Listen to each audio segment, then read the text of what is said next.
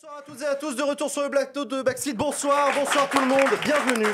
Très content de vous retrouver après cette petite pause. Merci à vous d'être toujours plus nombreuses et plus nombreux à nous suivre chaque jeudi. Chers amis, comme chaque jeudi, nous avons le plaisir de recevoir une personnalité politique qui vient répondre à nos questions. Cette semaine, nous avons le grand plaisir de recevoir la candidate issue de la primaire populaire, Christiane Taubira.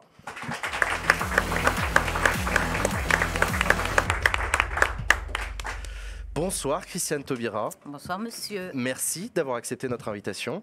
Comment allez-vous? Bien. Tout va bien? Mais bien sûr. La campagne bat son plein? Absolument. Christiane Taubira, vous êtes candidate à l'élection présidentielle. Une phrase que je ne m'attendais pas à prononcer encore l'automne dernier, puisqu'on se souvient de vous qui aviez refusé à plusieurs reprises des appels, il faudrait qu'elle se présente, etc. Finalement, vous avez rejoint la primaire populaire. Pourquoi? Alors, avant de rejoindre la primaire populaire, j'ai annoncé que j'envisageais d'être candidate après avoir pris quelques initiatives, constaté l'état de la gauche, l'impossibilité entre les candidats de gauche d'abord de se parler en se respectant et ensuite d'envisager de se rassembler. Et puis, je me suis rendu compte que la situation du pays était telle que je ne pouvais pas rester en retrait. Donc, la question pour moi était de savoir à quel niveau j'engageais ma responsabilité. Et j'estime que dans ces situations-là, il faut l'engager au plus haut niveau de risque et au plus haut niveau de responsabilité, justement. Il y a l'engagement d'Éric Zemmour aussi qui a pu déclencher quelque chose. Quand je parlais de l'état du pays, c'était ça. C'était à la fois la situation difficile de millions de personnes, parce qu'on a vu que plus de 4 millions de personnes, par exemple, ont basculé dans la précarité sur ces 2 dernières années. La situation des salaires, des bas salaires, des salaires inférieurs au SMIC, la situation de millions de femmes qui sont sur des postes mal rémunérés, non reconnus, mal considérés, y compris aujourd'hui, par exemple, j'ai eu une journée sur le handicap. On voit bien que les femmes sont les premières à renoncer à une vie professionnelle, par exemple, lorsqu'il y a un enfant qui est en situation de handicap dans la famille. Donc toutes ces choses-là, plus évidemment et surtout ces paroles de haine qui sont devenues banales, qui sont installées dans l'espace public et qui appellent quand même une résistance et un combat que vous avez voulu mener. Pas seul, parce que voilà, je n'ai pas de fantasme de femme providentielle, je le dis depuis de nombreuses années. Vous l'avez dit vous-même en parlant de cette candidature, la dynamique d'union de la gauche, vous l'avez souhaité, vous voulez œuvrer à cette union. Vous l'avez dit en décembre dernier, je vous cite, « Je ne serai pas une candidature de plus ». On est mi-février, là, Madame Taubira, ça ressemble beaucoup à une candidature de plus, malheureusement. Si on regarde les choses sous la forme arithmétique, mais si on regarde les choses sous la forme d'abord chronologique d'une part et d'autre part politique, ma candidature, enfin la proposition, la demande de candidature, elle provient d'un mouvement citoyen, près de 100 000 personnes qui, pendant plus d'1 an, ont sollicité cette candidature. Donc, ça vient d'une demande citoyenne. Ensuite, elle a été validée par un processus démocratique d'initiative citoyenne également, la primaire populaire. Je me suis engagée avant le scrutin, je me suis engagée à respecter les règles et à respecter le verdict qui allait sortir de ce processus et nous en sommes là. Donc on peut toujours dire que c'est une candidature de plus si on considère que une légitimité d'un processus qui a mobilisé près d'un demi-million de personnes, c'est exactement la même chose qu'un candidat de parti. Le fait est qu'effectivement, c'est effectivement oui, un candidat de parti comme vous dites, même si ce n'est pas un parti, c'est un processus citoyen comme vous l'avez dit, la primaire populaire. Le soir de votre... C'est très différent d'un parti, pardon. C'est très différent, mais c'est une investiture. Vous avez été investi par la primaire populaire. Oui, non, mais parce que justement, la base de la primaire populaire sont des personnes de sensibilité très différentes. Et il suffit de regarder les résultats, d'ailleurs. Il suffit de regarder les résultats. On voit bien, c'est pas Taubira et puis tous les autres complètement non, c'est vrai, c'est plus équilibré. Vous avez quand même gagné largement.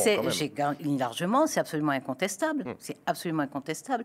Et le processus qui a été mis en cause, en fait, un processus qualitatif qui montre bien qu'effectivement, c'est un choix très clair. Ceci étant, on voit bien que dans le vote, compte tenu de ce qu'on fait comme score, M. Jadot et M. Mélenchon, par exemple, on voit bien que dans le vote, il y avait des sensibilités très différentes.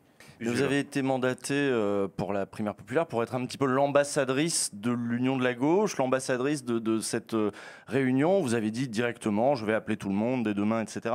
Là, les gens de la primaire populaire qui, eux, voulaient de l'Union, se sont exprimés, ont voté il y a très peu de temps, une position un peu ambiguë où ils disent que qu'est-ce qu'ils vont faire eux maintenant? Est-ce qu'ils s'engagent directement dans la campagne Taubira?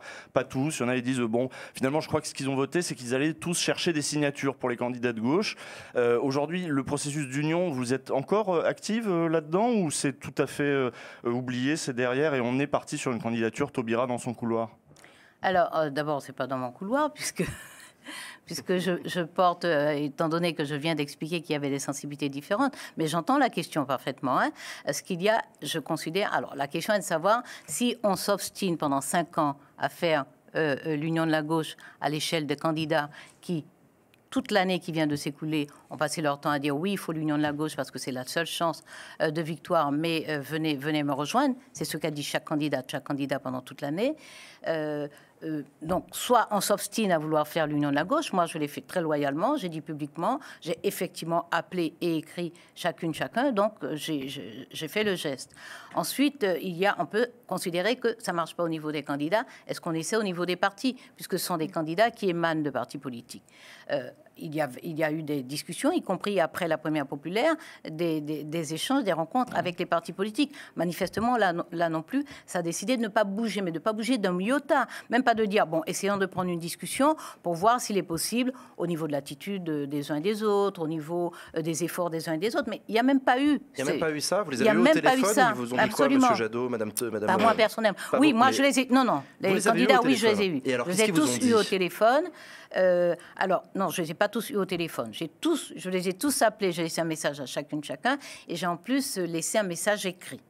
Donc, le premier qui m'a rappelé, c'est Fabien Roussel, qui m'a dit, non, en substance, il m'a dit, je pense qu'il ne m'en voudra pas d'avoir dit, parce que généralement, je ne fais pas état des conversations.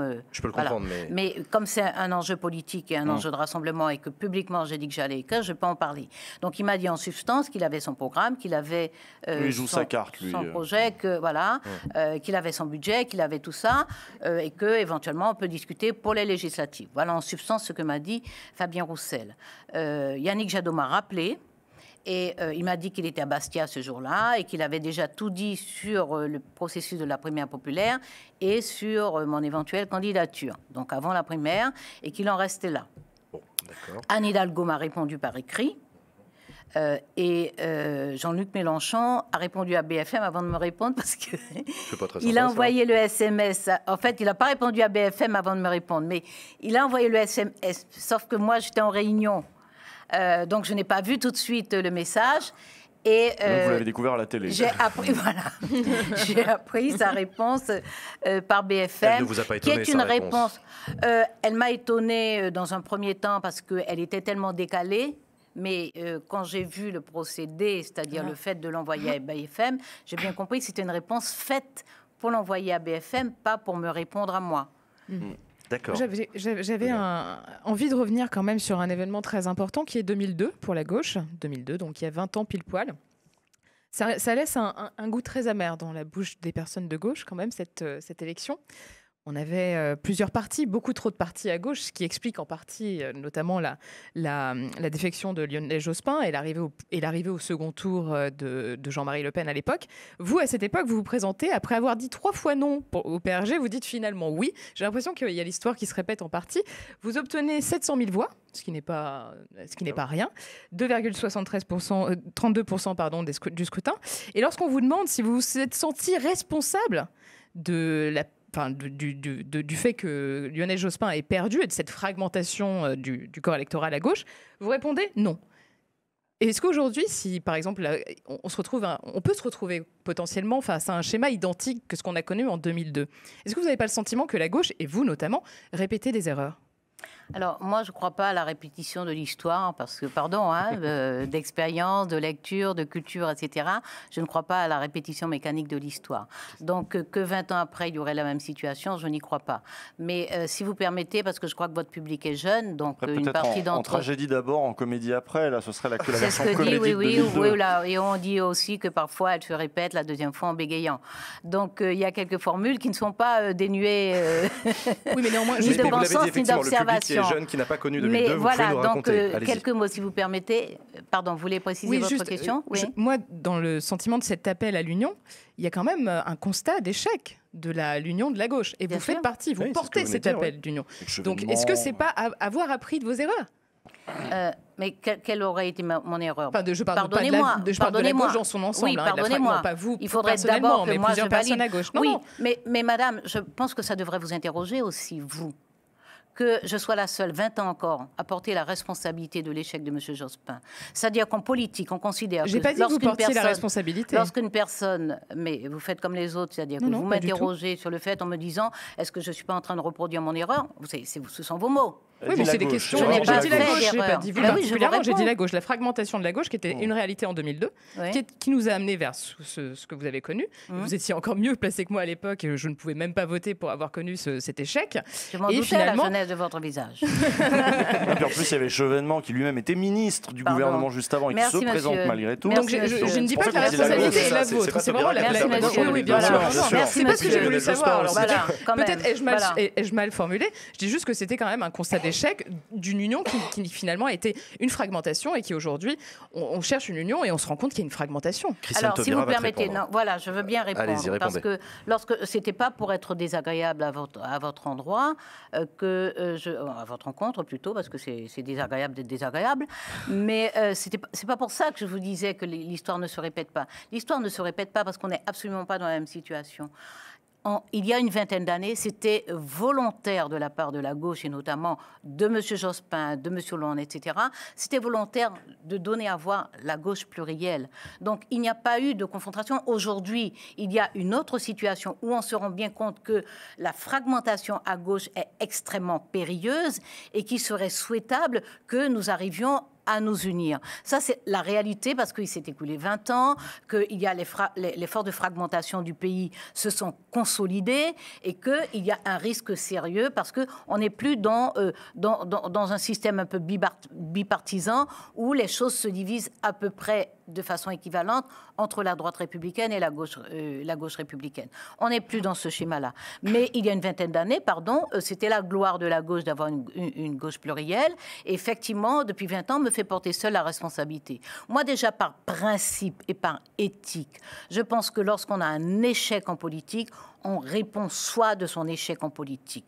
L'échec en politique de M. Jospin doit être le premier à en répondre. Ensuite, merci monsieur d'avoir rappelé que parmi les candidats, il y avait M. Chevènement, qui est du même parti politique que de M. Jospin, qui était ministre de M. Jospin, voilà, qui venait de démissionner, qui avait son mouvement, le CRS, je crois. Le mouvement des citoyens, le CRS, oui, c'est vrai, c'est tout plus à vieux fait, encore. tout à fait, voilà, absolument. C'était le MDC qui existe encore, semble-t-il.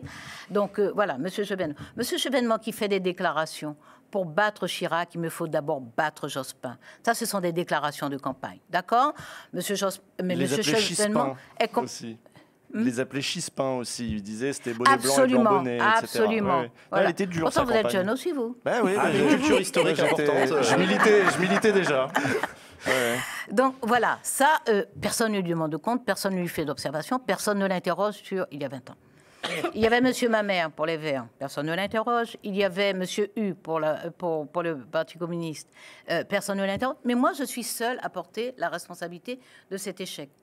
Je pense qu'il faut se poser quelques questions, madame. Est-ce que vous êtes encore présente aujourd'hui? Donc, vous êtes encore dans la course à la présidentielle. Je pense que c'est naturel qu'on vienne vous poser la question aussi.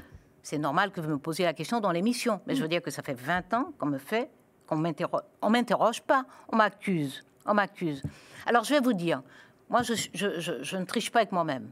Je ne triche pas avec les autres, mais d'abord, je ne triche pas avec moi-même. Après l'élection, juste après, je me suis posé la question de savoir si j'avais une responsabilité dans cette situation. Et je me la suis posée très sérieusement. Et j'ai éliminé ma responsabilité. Pourquoi? D'abord parce que M. Hollande, en personne, m'a dit, parce que moi je suis très honnête, madame, justement, effectivement, j'ai hésité avec le Parti radical de gauche. Et avant de leur dire oui, comme j'étais membre du groupe apparenté socialiste à l'Assemblée nationale, je suis allée voir Jean-Marc Ayrault et je lui ai dit, je rencontre les radicaux de gauche. Je ne leur ai pas dit oui et je ne sais pas si je dirais oui, mais je n'aime pas les situations ambiguës, donc je ne veux pas rester dans le groupe tant que j'ai des rencontres avec les radicaux de gauche. Et Jean-Marc Ayrault me dit, mais non, il n'y a pas de problème, reste là, les radicaux, ça fait partie de la gauche, ensuite, ils sont un peu velléitaires, je peux le dire publiquement parce qu'il me l'a dit, il y a 20 ans de prescription, donc voilà, c'est pas sûr qu'ils vont... et je lui dis, non, moi, c'est pour moi-même que je ne veux pas être dans une situation ambiguë, donc je quitte le groupe. Et je quitte le groupe auquel j'appartiens. Je vais chez les non-inscrits pour me dégager de la liberté, en tout cas de la liberté dans ma tête. Je vais voir François Hollande, qui est numéro 1 du Parti socialiste. Et je lui dis, voilà, écoute, il est probable, alors je le vois un peu après Jean-Marc Ayrault, je lui dis, il est probable, compte tenu de nos échanges, que je dise oui au PRG. Je n'ai pas encore dit oui. Mais j'ai eu des échanges, on avait acté nos désaccords avec le PRG, parce que j'ai dit, moi je fais une campagne, je veux être sûr qu'on est en harmonie sur la chose. Et le PRG me dit, bon, là, si on a des désaccords sur des points, donc on a regardé l'éducation, enfin toute une série de sujets, et il me dit, si on est en désaccord sur des points, il n'y a pas de problème, tu portes ta position à toi. Je dis, bon, ça me convient comme ça. Bon. Donc je dis ça à François Hollande, qui me répond, mais toi, il n'y a pas de problème, on sait que tu es du gauche. Chevènement avait déjà commencé à taper, hein. À l'époque, ouais. Il me dit, toi, il n'y a pas de problème, on sait que tu es de gauche. Donc, et on pense que tu ramèneras des électeurs qui ne votent plus, la question qu'on se pose, parce que moi je suis honnête, je dis jusqu'au bout, il me dit, la question qu'on se pose, c'est de voir s'il n'y a pas de risque que Jospin n'atteigne pas la barre psychologique, il me dit même pas politique, la barre psychologique de 20%. Mais ça, on ne verra pas clair avant février. Si tu es d'accord, on en reparle en février. Et puis lui-même, il croyait peu à l'échec aussi. Il y a des images de Jospin à qui on dit, si vous n'étiez pas au second tour, il rit. Il fait, on peut imaginer des choses folles, en effet, mais enfin, j'y crois peu. Quand même. Non, c'était l'ambiance de l'époque. On ne va pas faire une émission entière sur 2002. Voilà, c'est ça. 2022, vous êtes candidate à la présidentielle. Voilà. Depuis tout à l'heure, Madame Taubira, nous utilisons et vous utilisez le mot gauche. Quelle est votre gauche, Madame Taubira? C'est peut-être pas évident pour beaucoup de gens qui nous regardent. De quoi la gauche est-elle le nom pour vous? On a déjà reçu sur ce plateau d'autres candidats qui se révèlent de la gauche et je leur ai tous à peu près posé cette question-là. C'est quoi cette gauche pour vous, Madame Taubira? Moi, la gauche en référence, pour moi, j'ai une référence historique et une référence politique. La référence historique, c'est que la naissance de la gauche en France, dans l'histoire de la France, c'est le combat pour... Alors, c'est d'abord géographique, on le sait, mais c'est profondément le combat pour une société égalitaire. C'est un combat pour la démocratie, c'est un combat pour la justice, c'est un combat pour le progrès. Alors, ce sont des concepts qui se sont vidés d'ailleurs à travers le temps, mais ce sont des concepts qui disent des choses essentielles. C'est-à-dire que ces concepts se sont remplis au fur et à mesure des combats des femmes pour l'égalité, parce que la Révolution n'a pas admis de façon évidente l'égalité des femmes. Les combats pour la démocratie totale, c'est-à-dire que un citoyen voit un autre citoyen. Une personne, c'est une voix. Alors, ça a commencé par la démocratie, le suffrage. Début, ouais. Non, mais le suffrage universel masculin. Oui, en 48, masculin, c'est ça. Oui. Voilà.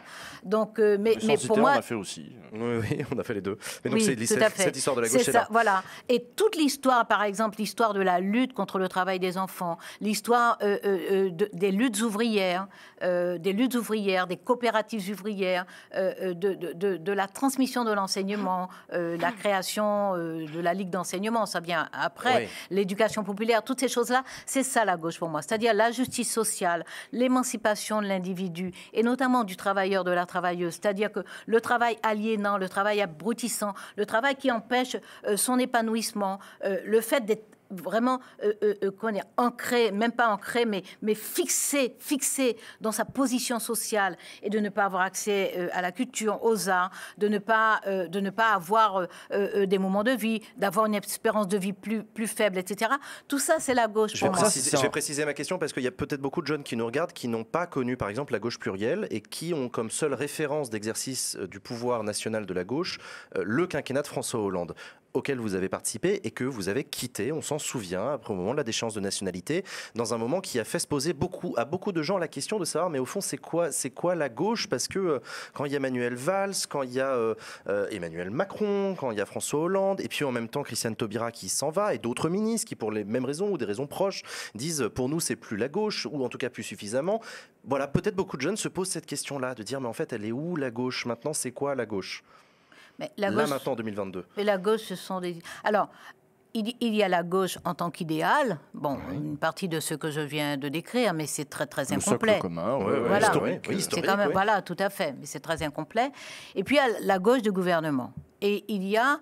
alors, on ne peut pas prendre un gouvernement de gauche comme étant la gauche de gouvernement, Pardon d'avoir l'air de faire des subtilités. Oui. Ah, mais vous comprenez ce que je veux dire. Je vois ce que vous voulez dire, c'est-à-dire qu'on voit bien... Il n'y a pas eu que Hollande avec Valls Premier ministre, il y a eu d'autres expériences de gouvernement de gauche, peut-être plus satisfaisantes. Pensez à Lionel Jospin à l'époque. Moi, je trouve Lionel Jospin, ça a été une belle gauche. Ça a été une belle gauche de gouvernement. Alors, elle a manqué de courage à un moment. Enfin, elle a manqué de courage, c'est un peu brutal de le dire comme ça. Moi, j'ai eu des difficultés. Parce que moi, mes amis de gauche, ça fait 25 ans que je me dispute avec eux. Bon, voilà. À gauche, on se dispute. Voilà. Et ça me me choque pas de me disputer avec eux, depuis 25 ans. Mais donc, moi, par exemple, sous la gauche de M. Jospin, j'ai eu deux conflits un peu forts. C'était un sur mes réponses sont trop longues. Non, pas du tout. Juste que je donnerai la parole à Sacha tout à l'heure. C'est un code visuel. Continuez, Madame Taubira. Il y avait un sur Après, vous faites quand même de longues réponses. Ouais, mais c'est mon défaut, je sais. Arrêtez de la couper aussi. Je fais des efforts, mais c'est un défaut dont je n'arrive pas à me défaire. Donc, voilà, sous Mitterrand, il y a une période comme ça, notamment la première année, les 2 premières années, de vrai gouvernement de gauche. Lorsqu'on regarde, par exemple, le Front populaire, que je n'ai pas connu, évidemment, quand même, on a beau machin, il ne faut pas exagérer, mais le Front populaire, lorsqu'on regarde l'évolution, il y a eu des tensions aussi à l'époque, mais il y a eu quand même de grandes décisions, enfin, les grandes décisions de progrès social, la réduction du temps de travail, y compris des progrès pour les femmes, déjà depuis l'époque du Front populaire, etc. Pourtant, elles n'avaient pas encore le droit de vote. Donc, la gauche de gouvernement, la gauche gouvernante a parfois su gouverner à gauche. On est d'accord. Mais ceci dit... La dernière... Pardon, excuse-moi. Moi, je vais revenir à un truc un peu plus concret. Le Conseil constitutionnel... Ah, mais ça l'est, madame. Oui, oui, excusez-moi. Vous étiez sur le terrain des idées. Je reviens un peu à du concret. Vous en êtes à 86 parrainages. Vous avez dénoncé des blocages. Mais est-ce que ce n'est pas aussi un manque de préparation, que ce soit sur le terrain ou dans votre programme ? Un manque de préparation. Un manque de préparation. Des parrainages et de la préparation. Est-ce que le fait que les maires ne veuillent pas vous parrainer, est-ce que c'est pas un manque de préparation en allant les voir, en allant sur le terrain, en les convainquant par votre programme que vous distillez depuis quelques semaines, mais qu'il n'y a pas de feuille de route en fait pour l'instant? Alors, ça c'est une jolie propagande qui a l'air de prendre. Alors, moi, je vais vous répondre mon point de vue. Dites-nous. Non, je ne suis pas en train de vous dire... Non, je ne suis pas en train de vous dire vous, mais j'entends, voilà. D'accord. J'entends ça. C'est l'occasion d'y répondre, justement. Et pourtant, voilà, j'ai décliné toute une série de mesures. Il y a un site sur lequel toutes les dispositions... Mais c'est vrai que moi, je présente un projet par axe. Parce que je pense que ce n'est pas un concours pour... ni un chef de bureau, ni même président de grande école. Quelle est la vision du pays, où on veut le conduire, quel chemin on propose? C'est ça, une présidentielle. Donc, manque de préparation, pardon madame, j'ai été ministre et parlementaire. C'est-à-dire que le pouvoir, j'ai eu à l'exercer. Et je l'ai exercé en toute conscience.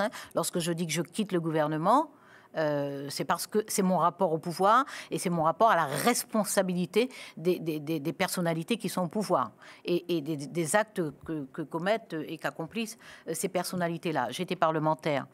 Et j'ai agi en tant que parlementaire sur des sujets extrêmement lourds. Donc, la préparation, non. La préparation de la campagne. Oui, le programme, le programme de la campagne. Non, mais si je rappelle tout ça, c'est parce qu'il y a des tas de sujets sur lesquels j'ai déjà travaillé, j'ai déjà pris des positions. C'était pas du tout une remise en question de votre parcours, c'était la préparation de la campagne plutôt. Le côté improvisé fait que, en effet, par exemple, Lutte ouvrière, ils ont déjà réuni leurs 500 signatures parce qu'ils bossent depuis 2 ans à collecter les parrainages, etc. Là, on arrive à janvier, février. Vous avez raison. Mais regardez, il y a... Parce que et on a vu, tous les militants de la primaire populaire ne sont pas prêts à battre la campagne. Oui, non, mais je veux bien. Alors, mais déjà, il y a des candidats qui sont depuis 1 an en campagne, lorsqu'on les entend s'exprimer, etc., l'impréparation, elle est parfois manifeste sur un certain nombre de sujets, d'accord? Donc, c'est pas une question de délai. Mais tout à l'heure, par exemple, vous nous parliez de ce mouvement de 100 000 personnes qui avaient appelé... vous vous êtes pas dit qu'il y avait quelque chose à lancer à ce moment-là, par exemple? Pour aller chercher les parrainages? D'aller chercher, justement, de commencer sur le terrain, aller chercher les gens à ce moment-là? Non, madame, à partir du moment où je suis candidate, oui, effectivement, je vais chercher les parrainages. Je connais aucun candidat qui fasse le tour de France pour aller chercher ses parrainages. Il y a des candidats de parti. Il n'y a que des candidats de parti. Oui. Il n'y a que des candidats de parti. C'est-à-dire qu'il n'y a pas un candidat qui a cherché des parrainages. À part moi, il n'y a pas un candidat qui a cherché des parrainages. D'accord? Tous, c'est la collecte, c'est le vivier de leur parti. Voilà. C'est les militants. Un paquet là. C'est un paquet là. Ce sont les élus. Oui, mais ce sont leurs militants. J'en ai reçu sur ce plateau qui témoignaient du fait que leurs militants prennent leur bagnole et vont faire le tour des mairies pour aller pas les militants rencontrer socialistes, c'est ce que je veux dire. Ah oui, d'accord. Non, effectivement, les socialistes, oui. Les candidats de parti, avant même d'être candidats, ils ont leur stock de parrainage. Vous avez, ceci dit, vous avez orienté là maintenant votre campagne, puisque vous avez été aussi lâché par le PRG qui ne va pas soutenir la candidature. C'est une jolie formule, ça. On va dire, c'est en tout cas ce qu'on a observé. Mais vous avez orienté votre campagne en disant maintenant je fais la candidature citoyenne. Non. Ah si, vous l'avez beaucoup dit. Vous avez, même tout à l'heure, vous avez commencé en disant... Ce que je veux dire, c'est et là, vous partez début. sur pas les partis. Vous adoptez un petit peu cette rhétorique anti-parti qu'on retrouvait dans la primaire populaire. Non, oui, quand même un peu. Est-ce que c'est comme ça qu'il faut faire maintenant? Alors dites-nous. Alors expliquez-nous la nuance et qu'est-ce que ça veut dire citoyen que vous employez quand même beaucoup en ce moment? Oui, absolument. Non, pas depuis en ce moment. Pas depuis en ce moment, et je vais vous donner des exemples. Oui, absolument. D'abord, depuis le début, je dis que c'est un processus citoyen qui a sollicité ma candidature, même si j'ai passé mon temps à lui dire non. Je le rappelle tout de suite.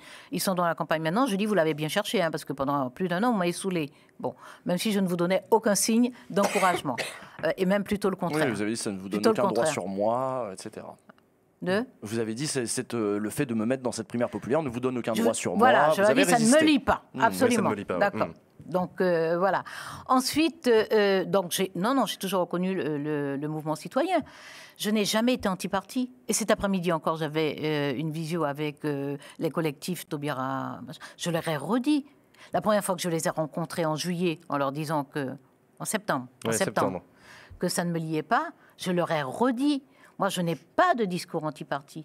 Je dis, non seulement je n'ai pas de discours anti-parti, mais je dis que les partis sont les structures de base même de la démocratie. Donc, je n'ai jamais eu de discours anti-parti. Et j'en ai pas aujourd'hui. Je dis simplement que l'état des partis de gauche aujourd'hui montre que ce sont des espaces qui ne sont plus hospitaliers, qui n'accueillent pas, qui ne permettent pas de débat, qui ne permettent pas de projeter une vision sur l'avenir, qui ne permettent pas de construire un projet. La preuve, il n'y a pas de projet. Même la candidate du Parti socialiste. Ce sont les partis de gauche qui m'intéressent. Moi, je ne fais pas d'analyse sur les partis de droite. Vous leur préférez les initiatives citoyennes général. Vous voyez plutôt une alternative dans les initiatives citoyennes? Non, je dis qu'il faut ouvrir l'espace. Attendez, il y a 20 ans, lorsque j'ai fait campagne, il y avait déjà la 6e République dans mon projet. Il y avait déjà la 6e République. Et j'ai fait campagne, moi j'ai parcouru tout le pays. À aller rencontrer les gens pour plaider la 6e République. Donc, moi, je pense ça depuis longtemps, qu'il faut faire respirer les institutions, qu'il faut faire entrer l'expression citoyenne, la volonté citoyenne, l'intelligence citoyenne, la délibération collective. Ça fait 20 ans que je plaide pour ça. Et j'y crois tellement que lorsque j'étais garde des Sceaux, j'ai mis en place un processus citoyen. C'est-à-dire que j'ai organisé une conférence de consensus sur la réforme pénale. Sur la réforme pénale, c'est vrai. J'ai fait confiance à des citoyennes et à des citoyens pour réfléchir ensemble, travailler ensemble pendant 6 mois pour proposer la structure d'une réforme pénale. Donc moi, je crois depuis longtemps à la nécessité... à l'époque la démocratie participative, un petit peu. On peut l'appeler comme ça, mais c'est très clairement un processus citoyen. C'est-à-dire que j'ai pris des personnes différentes, comme la Convention citoyenne pour le climat. en leur laissant une totale liberté de travail, en leur donnant juste les moyens de travailler, mais en leur laissant une totale liberté de travail, et en acceptant les propositions qu'on faisait et en les travaillant, bien entendu. Donc, c'est dire que c'est pas nouveau, que je ne suis ni anti-parti, ni que je découvre les citoyens. Je pense que notre démocratie va se moderniser en faisant de l'espace aux citoyens. Mais à propos de justement de propositions, avez-vous un programme à l'heure où nous nous parlons? Avez-vous publié un programme? Avez-vous des propositions concrètes comme d'autres candidats ont pu le faire? Pas tous, surtout, il y en a certains, ça arrive encore. Sur pratiquement tout, il y a des choses, il y a quelques derniers arbitrages. Je vais vous donner un exemple. Sur le handicap, par exemple, j'ai des propositions très précises, etc. Aujourd'hui, j'ai fait des visites de terrain et j'ai fait une table ronde. À l'occasion de cette table ronde, parmi les propositions dont je parle, j'explique que voilà, je propose un statut des aidants parce qu'on constate que dans les familles, d'abord les familles explosent très souvent lorsqu'il y a un enfant en situation de handicap. Ensuite que lorsque les deux parents travaillaient, finalement il y a un qui abandonne. Dans la plupart des cas, c'est la femme qui abandonne. Ouais. Et donc, je dis un statut des aidants. Mais un statut des aidants, c'est pas un statut avec une allocation pour rester à la maison. Ça, c'est pas le métier de la maman ni du papa. C'est un statut qui permet de conserver une activité professionnelle, mais d'avoir 20% du temps, par exemple, avec un salaire complet de 100%, avoir 20% du temps de disponible, machin. Et une personne me répond ah mais non, surtout pas, il faut surtout pas un statut des aidants parce que ça voudrait dire qu'on scotche les parents dans la position d'aidant. Mais quand j'ai développé, elle est complètement d'accord avec la position. Mais son apport qui est précieux pour moi, c'est de me dire mais surtout n'appelez pas ça un statut des aidants. Bon, donc ça veut dire que moi, mes propositions sur le handicap, elles sont précises, elles sont même déjà publiées, etc. Mais là, je vais corriger. Parce que cette observation me conduit à considérer que c'est installé dans le débat public une mauvaise idée que d'appeler ça un statut des aidants. Sinon, sur l'éducation, voilà, il y a... Mais est-ce que c'est une ça rupture? s'appelle avectaubira.fr. Avectaubira.fr, où on sur peut la trouver jeunesse, toutes vos propositions. Sur la jeunesse, et on en parlera de la jeunesse, mais votre programme, Madame Taubira, est-il un programme de rupture avec Emmanuel Macron? Est-ce que c'est un programme qui change radicalement de ce que peut proposer, par exemple, excusez-moi, Madame Hidalgo, Monsieur Jadot, qu'est-ce qui différencie Madame Taubira dans son programme des autres candidats de la gauche? Alors déjà, de rupture avec Monsieur Macron, indiscutablement. D'abord, dans le mode de gouvernement. Dans la façon d'exercer le pouvoir. Ouais. D'exercer le pouvoir. D'abord, la verticalité, c'est devenu assez banal parce que tout le monde le voit, donc on n'a même pas besoin de le démontrer. Mais cette façon, effectivement, de surplomber la société, de surplomber les institutions et de surplomber la société, qui est absolument intolérable. C'est une démocratie complètement archaïque. En tout cas, c'est une conception complètement archaïque de la démocratie. Il y a une rupture dans la manière de faire, la manière de gouverner, la manière de prendre des décisions. Sur la justice sociale, mais absolument. Oui, d'accord. Retour de l'ISF, augmentation des impôts avec le rapport Oxfam, réduction des inégalités, justice sociale. Justice fiscale. Des successions. Justice fiscale. Donc un terme à ces déclarations forfaitaires qui font que les impôts à 40% tombent à 10%.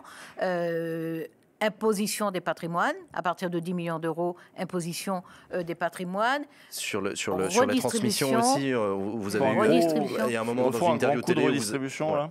Parce que je vous ai entendu défendre l'idée de rehausser les plafonds pour les droits de succession de 100 000 à 200 000 euros. Vous aviez dit, je crois que c'était la Fondation l'Abbé Pierre, vous aviez dit, oh oui, 200 000, j'entends un peu de ci, de là, allez-y pour 200 000. Au contraire, ça c'est un outil puissant de redistribution. Il y a des gens à gauche, il y a des gens comme Thomas Piketty qui sont pour, au contraire, une plus grosse taxation et puis une vraie redistribution à l'occasion justement de ces successions, puisque finalement on ne lèse personne de son propre travail. Vous êtes plutôt pour rehausser ce plafond et ça concerne très peu de ménages. En tout cas, c'est les derniers déciles que ça concerne comme avantage d'être exonéré de ces 100 000 euros de plus de frais de succession. Non, c'est les successions de valeur de 100 000 euros qui peuvent passer à 200 000 euros. Moi, ça ne me choque pas. Ça ne me choque pas. Mais moi, ça me choque parce que c'est des rentrées en moins. Non, c'est pas ça le problème. Le problème, c'est à partir de 4,2 millions d'euros. Non, mais d'accord, mais même avant, en fait, il y a la moitié de la population française qui va toucher de toute façon moins de 70 000 euros. Donc, il y a la moitié de la population française qui, elle, bénéficie dans les services publics, dans les allocations, de cet argent que le moitié du dessus va un peu payer sur ses successions. Là, on dit, vous aurez un peu moins. Ça se transvase quand même quelque part. Non, moi, je suis pour la justice fiscale et pour l'arrêt des niches fiscales et pour l'arrêt des astuces qui permettent d'échapper. On constate, moi j'ai des chiffres, parce que j'ai travaillé avec des fiscalistes, des chiffres qu'ils me donnent, on constate qu'à partir de 4,2 millions de patrimoine, ils arrivent à échapper au taux. Donc, voilà, moi, je rétablis de la progressivité dans l'impôt. Voilà ce que je fais. Je rétablis. À partir du moment où on corrige la progressivité par les niches fiscales et par les astuces juridiques, c'est à partir de ce moment-là que je rétablis la progressivité. Et en rétablissant cette progressivité, je fais l'impôt passer de 10% à 40% effectif. Voilà. Donc pour les tranches les plus supérieures, voilà. Mais ce sont ces tranches-là qui échappent, parce que la classe moyenne... Mais vous le faites en accordant un cadeau à la classe moyenne supérieure en plus. Attends. Ce qui fait des recettes en moins aussi. Comment ça fait des recettes en moins? Passer de 100 000 à 200 000. Enfin bon, je redis ce que j'ai dit tout à l'heure. 200 000. Mais pourquoi il y a besoin de faire ça? Comment c'est 200 000 euros dans l'interview? Mais moi c'est pas que j'ai besoin de faire ça. Il y a une exonération à 100 000 euros. Bon. Il semble que... Comment? C'est déjà pas mal, par enfant en plus. Oui. Attends. 100 000 euros, c'est pas du gros patrimoine. Enfin, moi, ça me gêne de rester sur ça, parce que quand j'ai dans une clochette dans ma tête qui me rappelle qu'il y a des personnes qui ont des salaires inférieurs au SMIC, vraiment rester sur la fixation, une transmission à 100 000 euros, 200 000 euros, c'est de la grande richesse. Non, de la grande richesse. Vous avez des gens qui ont des patrimoines à 12 millions, 13 millions d'euros et qui arrivent à ne payer que 10%. Mais moi, ça me donne beaucoup plus mal à la tête, ça. Et ça, je veux le prendre là pour le redistribuer, pour qu'il n'y ait plus aucun salaire inférieur au SMIC.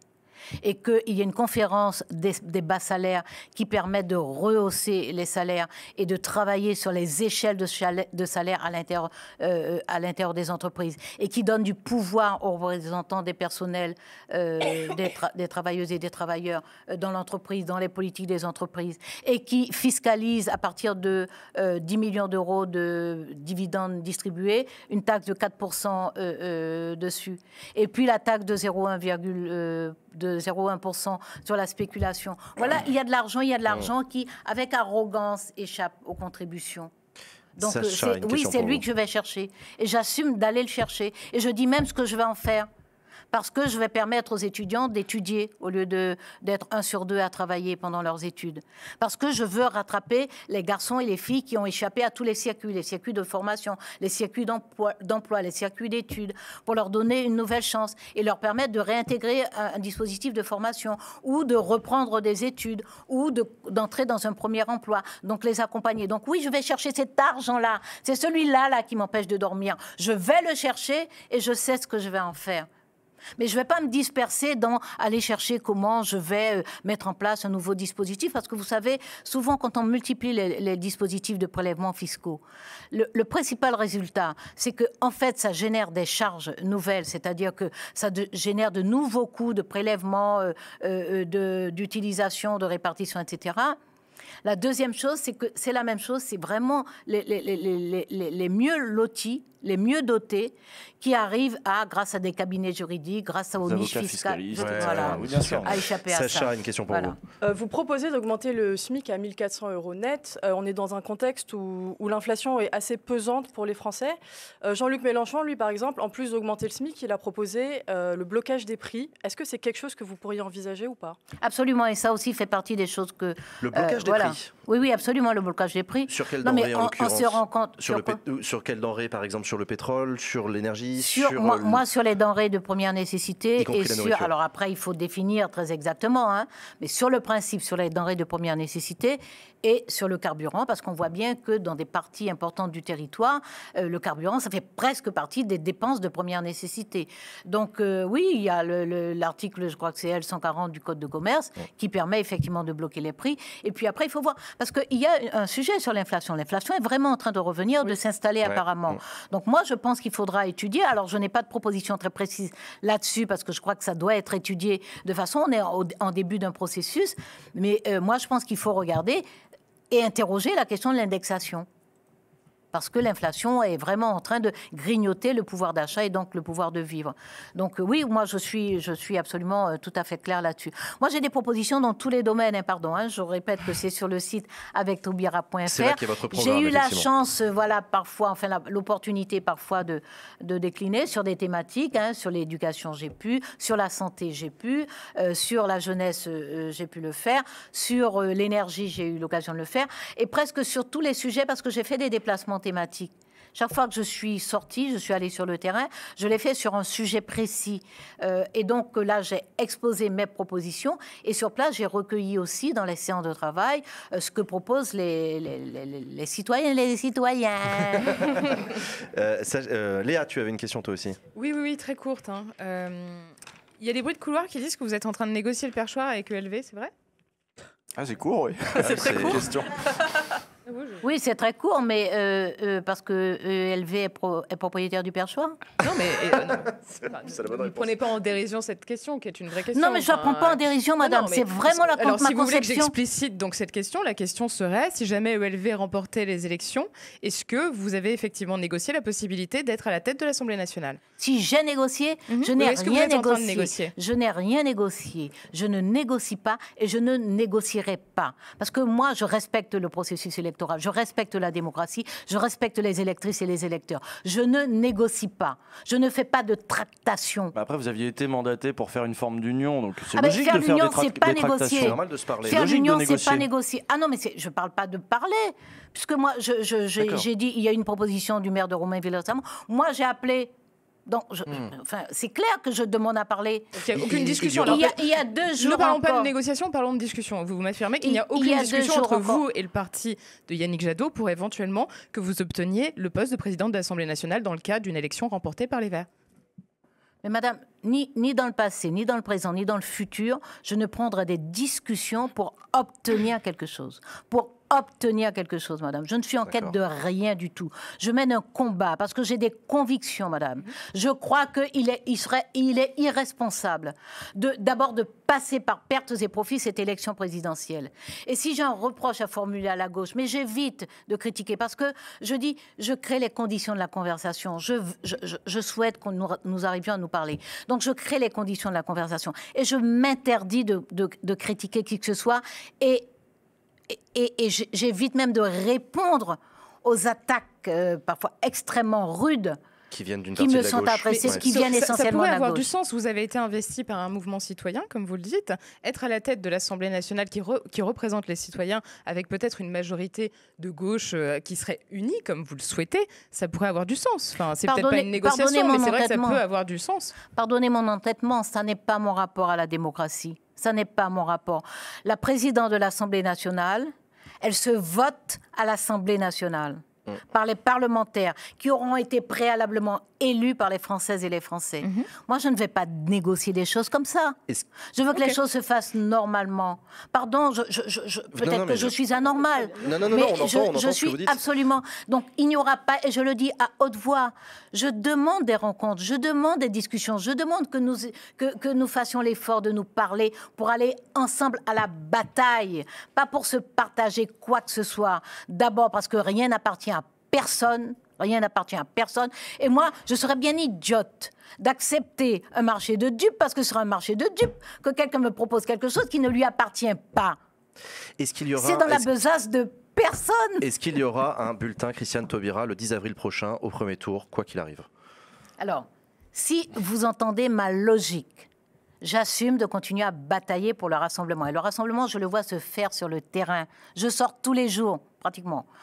Même le dimanche, parfois, ils me font sortir. Je sors tout le temps. Voilà. Sur le terrain, je vois des militantes de sensibilités différentes qui sont là. Je vois des citoyennes et des citoyens qui ont des sensibilités différentes, même s'ils ne militaient pas dans des partis. Ça ne répond pas encore à ma question. Comment ça répond pas à votre question? Y aura-t-il un bulletin? Est-ce que ce combat que vous portez ira jusqu'à... Parce que vous n'allez pas m'obliger à entrer dans votre logique. Je ne vous oblige à rien. À entrer dans votre logique.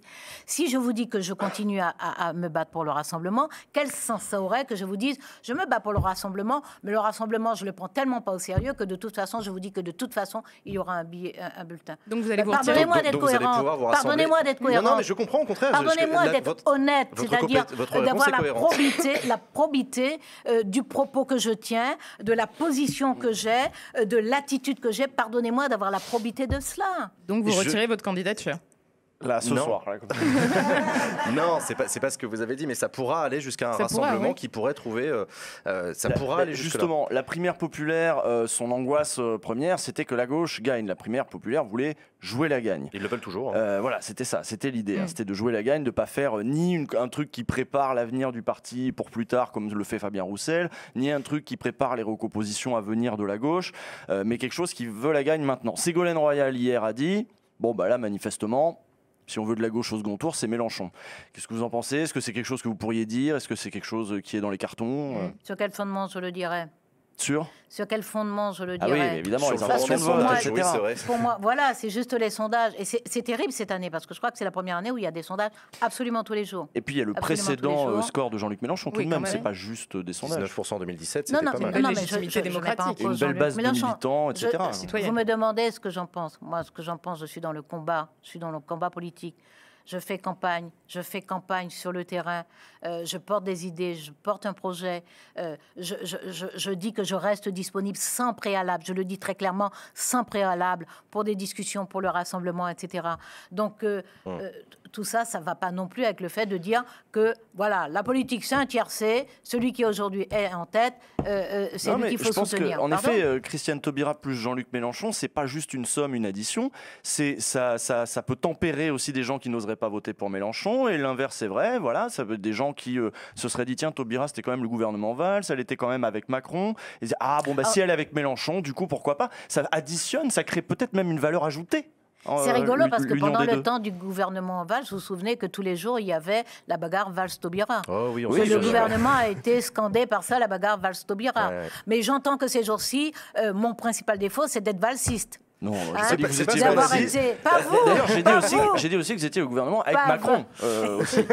Mais oui, mais bien sûr. Madame Taubira, j'ai un dernier sujet que je voudrais aborder avec vous, c'est la question des jeunes. Vous l'avez dit lorsque vous avez accepté de rentrer dans cette campagne de la primaire populaire, c'est notamment parce que des jeunes du collectif. Excusez-moi, j'ai l'impression de n'avoir pas répondu à votre question, mais d'une demi-phrase. Allez-y, Madame Taubira. Oui, l'addition des deux, ça crée quelque chose de plus. Je ne suis pas une observatrice de la vie politique. Je suis dans le combat politique. Donc, je ne suis pas assise en train de commenter. Oui, finalement, M. Mélenchon est pas mal. M. Mélenchon est une personne pour qui j'ai de l'estime. Là, vous parlez de Ségolène Royal. Voilà, puisque vous m'avez posé la question, je ne vais pas avoir l'air de la fuir. C'est vrai que Ségolène Royal n'est pas candidate, ça change un petit peu la donne. Ça rend c'est plus facile de parler sur un plateau télé. On peut commenter. Oui. Non, mais vous viendrez un jour commenter avec nous, vous serez chroniqueuse dans cette émission et on commentera tous les jeudis. Je n'ai pas les talents de... Non, mais voilà, dernier sujet que je voulais aborder avec vous, Madame Taubira, la question des jeunes. Je sais que vous y êtes sensible parce que ce sont des jeunes qui vous ont convaincu de venir dans ce combat. Ce sont des jeunes que vous rencontrez sur le terrain. On en parlait un petit peu hors antenne tout à l'heure. Vous voyez des visages de jeunes, vous voyez une envie qu'expriment beaucoup de jeunes de rentrer dans un combat politique à un moment où pourtant les jeunes montrent de la défiance. 80% d'abstention aux élections régionales. Ces jeunes, vous leur dites quoi? Est-ce que vous les entendez appeler aussi à une union de la gauche, à des nouveaux combats? Alors, ils sont moins préoccupés par l'union de la gauche, ils sont préoccupés par l'état du pays, ils sont préoccupés par le bouleversement climatique, ils sont préoccupés par l'effondrement de la biodiversité, ils sont préoccupés par l'injustice sociale, parce qu'ils sont sensibles à ça, même s'ils ne sont pas directement concernés. Ils sont préoccupés par le sens de leur activité professionnelle, ils sont préoccupés par leurs études et l'aboutissement de leurs études. Donc, ils ont des préoccupations qui sont profondément saines, au sens où c'est vraiment la vie réelle, mais c'est pas la vie réelle avec juste le côté prosaïque, le quotidien, la matérialité, le revenu, la promotion sociale, professionnelle, etc. C'est la vie réelle au sens où... Qu'est-ce que ça veut dire que moi, je sois là, à cet âge-là, dans cette France-là, dans cette Europe-là, dans ce monde-là? Qu'est-ce que je peux faire? Est-ce que je suis passif? Est-ce que je trace mon sillon, mon parcours, etc. C'est ça leur préoccupation. Et ces jeunes-là, effectivement, ils sont nombreux à être, pour la première fois, dans une campagne présidentielle. Et donc, ils sont sur le terrain, ils distribuent des tracts, ils parlent avec les gens et ils ont des expériences. Moi, je les rencontre et je les interroge. Ils ont des expériences plutôt encourageantes. Ils ont des expériences plutôt encourageantes. Et moi, je leur ai dit, parce que j'avais très, très peur. J'ai très peur que... de quoi? Je trouve que c'est très dur qu'un citoyen à qui vous tendez un tract, parce qu'il déteste le candidat, vous disent quelque chose de désagréable. Je trouve que c'est très dur pour les militantes et militants, mais en général, ils sont aguerris, ils sont formés et préparés. Mais pas tous. Mais pour des jeunes, pour des jeunes qui venaient la première fois, moi, c'était quand même, j'avais très très peur de ça et j'en étais très très malheureuse. Et en général, je les vois, à chaque fois que je me déplace, je les vois. Ils me disent non. Alors, ils me disent même, parfois les gens nous disent ah non, laissez-nous tranquilles. Et quand on leur dit Taubira, ils reviennent sur leur pas, ils prennent. Bon, alors tant mieux. Ça vaut pas statistique à 100%. Mais moi, le soulagement, c'est pas que les gens disent Taubira, je prends. Le soulagement pour moi, c'est quand les jeunes me disent ah non, les gens reviennent sur leur pas et machin. Non, c'est pas les gens nous ont dit dégagez, qu'est-ce que vous faites là, machin. Bon, donc voilà. Ça ne veut pas dire que ça n'arrive pas. Hein. Il est possible que ça leur arrive, mais ils m'en parlent. Alors une toute dernière, Sacha. J'ai une toute petite question. On n'a pas parlé écologie ce soir. C'est l'avenir, les jeunes. Enfin, quand je dis, ça a l'air banal comme ça, hein, mais je veux dire, moi, je leur dis de casser la baraque, hein, casser la baraque. Non, parce que c'est leur monde. Hein. J'ai une toute petite question. On n'a pas parlé écologie ce soir, mais est-ce que vous serez au débat du siècle organisé par Jean le 13 mars prochain ou pas? Oh, pas mal. Technique celle-là. Pour que je vous explique ce qu'elle vient de dire, c'est qu'on a annoncé ce soir. S'il m'invite, très volontiers, parce que là aussi, on me fait des procès, alors que j'ai des engagements. Alors, c'est vrai, mes engagements, ils ont commencé sur la biodiversité. Ils ont commencé sur la biodiversité en Guyane. Par exemple, je me suis battue, et on n'était pas très nombreux, pour, lorsqu'il y a eu le barrage hydroélectrique de 35 000 hectares de forêt primaire inondée en Guyane, voilà, j'étais à la pointe du combat et j'ai obtenu un plan de sauvetage des animaux. Parce que EDF, à l'époque, m'avait répondu, les animaux ne se laissent pas mourir. Voilà. Donc, ils ne vont pas se noyer. C'est une bataille qui a permis. Donc, moi, mes combats, ils ont commencé par la biodiversité. J'ai été pratiquement seule aussi à me battre pour l'interdiction du mercure en Guyane. Après mon rapport sur l'exploitation minière en 2000, j'ai mis encore 6 ans avant d'obtenir l'interdiction du mercure. Le chlordécone dont tout le monde parle, qui pourtant n'a pas été utilisé en Guyane, mais aux Antilles, j'avais été sensibilisée par des Martiniquais. J'ai organisé depuis 94 ou 95 une conférence de presse à l'Assemblée nationale sur le chlordécone. Le sujet n'est revenu que plus de 10 ans après. Un chercheur était venu, il avait accepté de venir témoigner dans ma conférence de presse. On lui a pourri la vie après. Bon. Donc, on me fait des tas de procès sur l'écologie, mes engagements sur l'écologie, mes combats à l'Assemblée nationale pour la création du parc amazonien en Guyane, contre la fracturation hydraulique, la conférence de Copenhague, les APA, la juste redistribution, etc., la lutte contre les brevets. Moi, ce sont de vieux combats que je mène depuis longtemps. Merci, Christiane. Donc, je viendrai si vous m'invitez. Je vous invite avec grand plaisir le 13 mars prochain pour le débat du siècle avec d'autres candidats à la présidentielle. Voilà, pour continuer cette discussion spécifiquement sur la question du climat. Merci Christiane Taubira d'avoir accepté notre invitation. Merci de m'avoir reçu, merci pour la qualité des questions. On va faire une très courte pause et on se retrouve juste après pour la conclusion de cette émission. Merci Christiane.